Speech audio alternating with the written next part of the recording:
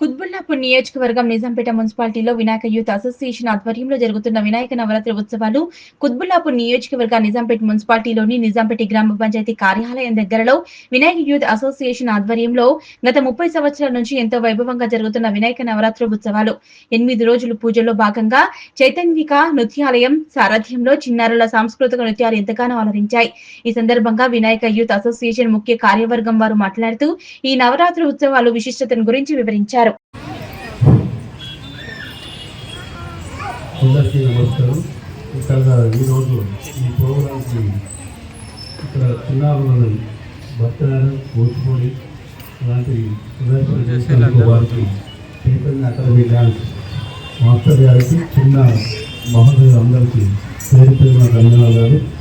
ఇది బాగా సక్సెస్ అయ్యింది. ఆశ్చర్యంగా రిజల్ట్ చేశారు.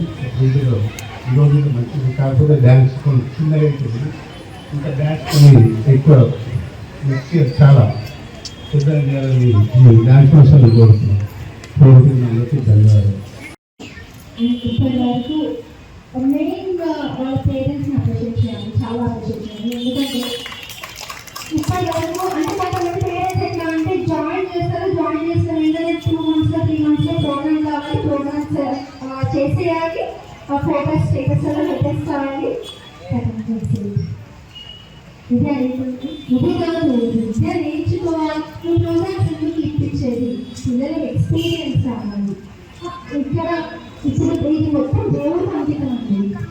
మేము చేసే డ్యాన్స్ అంతా దేవుడికి అంకితం చేసే డ్యాన్స్ అనమాట.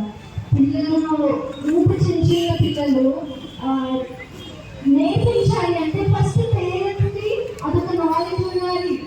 మా పిల్లల్ని పంపించాలి, ఫస్ట్ వాళ్ళకి ఒక టైం ఇవ్వాలి, ఒక టైం పీరియడ్ ఉంటుంది.